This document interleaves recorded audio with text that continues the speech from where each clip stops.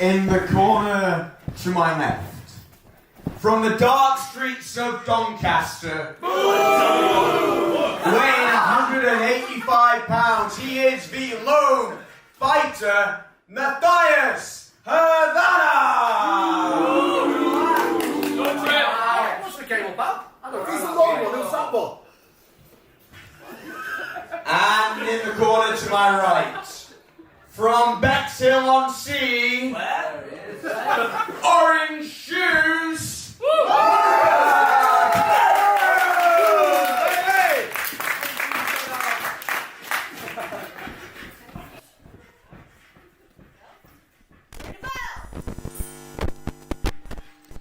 Singles action here again at PPW. This is Orange Shoes Luca Blake taking on Mathias Havana. Sorry, I've just seen Orange Shoes.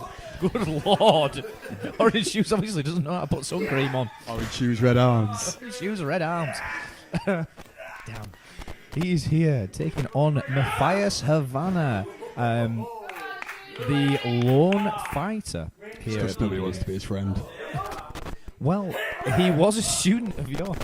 What insight can you give us? Yeah, oh, smack him. That's me.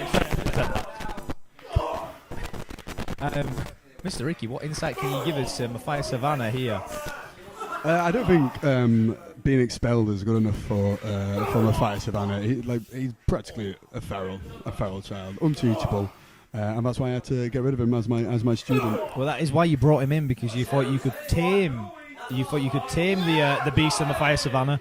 Unfortunately, didn't seem the case. Radu Bulat seems to have a little bit of influence behind Mathias Havana now, which is maybe what we're seeing here. Mathias Havana last time had a match with Radu Bulat. They went hard, they went heavy, they threw a lot of strikes in, and I think he's taken that onto his own approach. Luca Blake coming off of a win here at PPW. He took out resident loudmouth Nathan Black in a very quick match, probably the quickest match we've ever had at PPW. Got to do those shoes up though. You've got to make sure you got shoe safety in the building. I think he might just be showing Mathias how to tie his own laces. I don't think he could do it. Hey, there is nothing wrong with Velcro shoes. Taking those legs out, high stack there, and that's a kick out from Mathias Havana. Shoes firmly in control here. You've got to wonder, is the confidence of Luca Blake here? Damn, big clothesline there, straight into his face. Mathias Havana taking a second out here.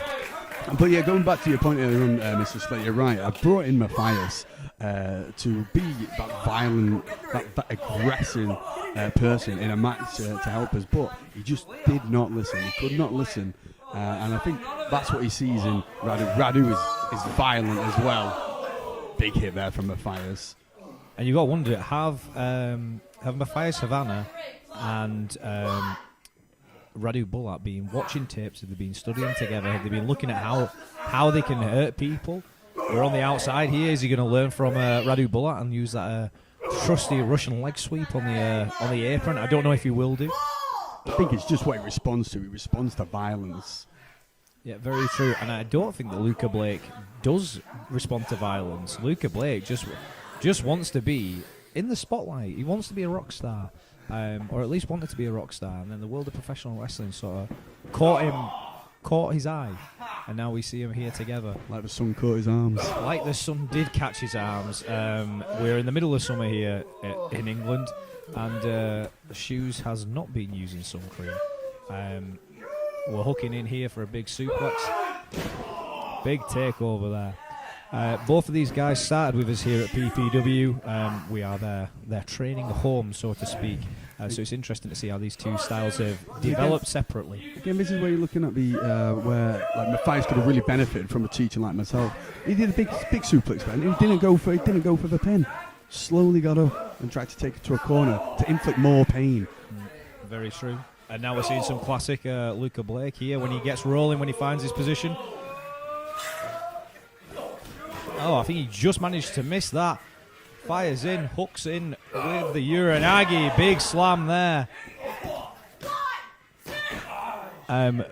Luca Blake unlucky on not making connection there with the boot. Mathias Havana lucky that he managed to step out of the way, because genuinely I don't think he knew that was coming. I think he got very lucky that he just managed to get out of the way on it. He got very lucky that he got hooked in with the Uranagi, but he's taking the full control here. Loves punching people in the chest. He just loves punching people in the heart. I've told him many times, I don't think it's massively effective, but that's his aim. Again, I was talking about him. I just want to inflict pain. Not a lot of height on that suplex there. Just a lot of raw power coming out of Mathias Havana.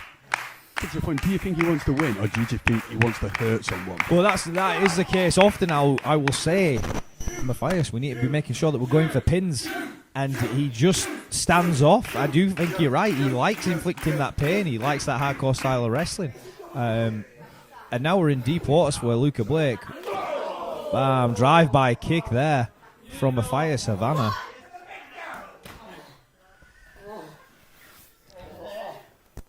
And here is that pin. I wonder what's going through the mind of Luca Blake here, where we're in deep waters now. And, you know, when he's in these deep waters, he doesn't have a great track record on winning. The only match that he's had where he's won lasted 5 seconds. So the further we go into this match, I wonder if it's a case of it then becomes harder for him to keep his head in the game of, I can win this. Despite him losing those matches, though, like you say, he's got that indomitable spirit, and you can see him now working his way back into this match. Yeah, absolutely. He's got a big heart on him. He never says die. Big Yakuza kick there into the corner. A PPW staple seemingly today. And that's massive for his spirit as well. Like you say, he's had those matches and lost, and he's not let it defeat him. He's come back again and again and again. Yeah, absolutely. I knew there was a fire that sparked under him when he got that win. I could feel the buzz coming off him every time that he came down to training. Hidden sparks underneath him. Hidden sparks might be firing underneath him. Oh, just catching him. Damn. Great move. Jumped into a wheelbarrow, turned himself round into a flatliner, nailed it. I don't think Mathias Havana. Mathias to kick out of that. Well, no, I wasn't. But again, he's a fighter. He keeps on fighting. The lone fighter. And again, I know that Luca Blake is looking to climb the ranks of PPW, but he needs some solid wins under him. Mathias Havana wants to make a break out into the world of professional wrestling, needs a win under him. Something's got to give here. Rolls down the arm, throws that back elbow in, throws that forearm in, keeping that wrist control. Jumping knee, hooks him up into his shoulders. What a great combo there from Luca Blake. Manages to catch the head. Death Valley driver. A lot of offense there coming off of Luca Blake. Elbows, forearms, knees, and a Death Valley driver could not keep down Mathias Havana. It really shows that toughness of Mathias Havana. He can take all that punishment and still kick out at the end of it. I don't know what Luca Blake can do to keep him down. I'm not sure. I mean, he might have to go for this big bicycle kick that he finished off Nathan Black with. But I think he's just looking for that space. We've got a standoff across the ring where I don't know if either man realised that this would be as much of a fight. But here we go. I'm not sure if it's a very intelligent idea for Luca to invite on a strike-off. But Luca Blake has a heart of a warrior. Big strike coming through there from Mathias Havana. Forearm firing back. And again, you've got to wonder if this influence of Radu Bulat is coming through here, where we end up going into a strike-off. There's a big knee there, taking the wind out of Luca Blake. Radu loves those strike-offs. Big super kick there. Stalls him, stops him. Mathias Havana rocked, does not know where he is. Luca Blake right across the ring from him. Walks out. Big bicycle kick on the point, on the money.